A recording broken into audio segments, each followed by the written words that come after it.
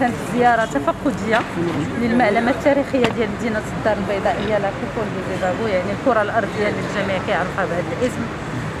طبعا زيارة تفقدية للأوراش، نهاية الأوراش، لأن الحمد لله انتم شفتوا اليوم تقريبا يعني ما بقاش فيها الأشغال. طبعا جينا باش نشوفوا واش دفتر التحملات كان هو هذاك. طبعا يعني بقى فيه هذاك التراث ديالها التاريخي، وشفتوا الجدران يعني تلبي حاجيات دفتر التحملات.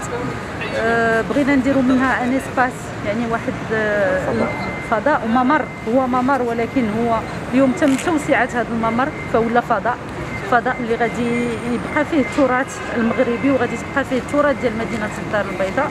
وهذا الاسباس اللي شفتيه داخل اللي تحت الكره الارضيه غادي يولي فضاء للترفيه، فضاءات ثقافيه، يعني غادي يولي ان اسباس مفتوح للجميع. طبعا هناك اكشاك اللي شفتيهم وهادو غادي نحلوا فيهم واحد دفتر التحملات اللي غادي يكون داخل يعني منسجم مع التراث ديال المعلمه. فغادي يكونوا طبعا واحد دفتر تحملات اللي فيه التراث المغربي فيه، وطبعا غادي نديروا شي بلايص ديال الاكل ولا بوتا. شنو اللي غادي يكون فيهم؟ هو دفتر تحملات اللي غادي نفتحوه، انتم غتشوفونا ان شاء الله في العاجل القريب غادي نفتحوه من اجل يعني اللي باغي يستافد منه طبعا فهو غادي تفتح للعموم. غير دفتر التحملات غادي نباني على واحد رصيد ديال التراث المغربي الاصيل، يعني غادي خصنا نخليو هاد الاكشاء مختصين في هاد المجالات، ماشي مفتوح يعني للجميع، ماشي للتسوق العام ولكن من اجل باش تولي مدينه الدار البيضاء يعني فيها البصمه ديال الدار البيضاء، يعني من اجل السياح، من اجل البيضاويين، من اجل غير البيضاويين يجيو يلقاو كل ما كيطمحوا له المدينه الدار البيضاء يلقاوه في هذه الاكشاء. بالنسبه للميزانيه ديال هذا الممر الترميم ديالو شحال؟ مازال باش تصاوب كنظن 35 مليون درهم. الرقم الاخير مازال ما عنديش. اللي المهم هو ان كان يعني تعاون ديال الجميع باش كان تمت ترميم هاد المعلمه. فانا كنطمح على انها تعجب البيضاويين ويحافظوا عليها، لان الاهم من هذا الشيء كله هو ان نحافظوا على المرافق كلها ديالنا. هاد المساحات الخضراء نحترموها باش تبقى يعني الجماليه ديال هاد المرفق ونبقاو نناشدوا به. غادي نباشروا ان شاء الله عمليه الضوء ديالو اون انيماسيون ديال المعلمه، وبالتالي ضروري نحافظوا عليها.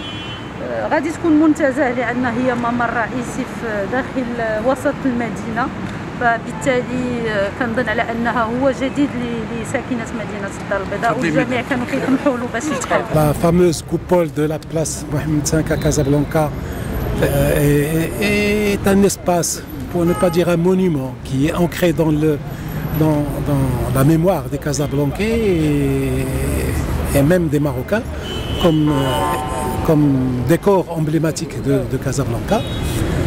Cet espace et cette coupole a connu un ensemble de modifications. La dernière est sur le plan d'être achevée. Donc, pour en faire d'abord un lieu de passage et de traversée pour les piétons dans toute sécurité, et pour en faire aussi un espace d'animation pour le centre de Casablanca. On a gagné beaucoup d'espace dans l'aménagement de cet endroit qui peut devenir donc un espace d'animation en termes de théâtre de la rue, en termes d'activité donc pour l'espace de Casablanca.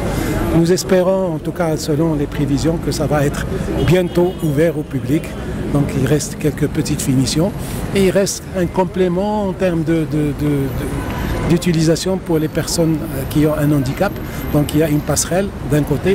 L'idée est de mettre aussi un ascenseur de l'autre côté pour la traverser. Les travaux sont pratiquement terminés à 100%. Et le concept du projet, c'est-à-dire qu'on a voulu créer une place dans la place. C'est-à-dire que c'est une place qui va devenir un espace de loisirs et ça pourrait introduire le passage souterrain. Parce que le passage souterrain auparavant était un passage qui était marginalisé par ses accès. Et on a voulu que l'accès devienne vraiment un grand espace qui pourrait accueillir des animations.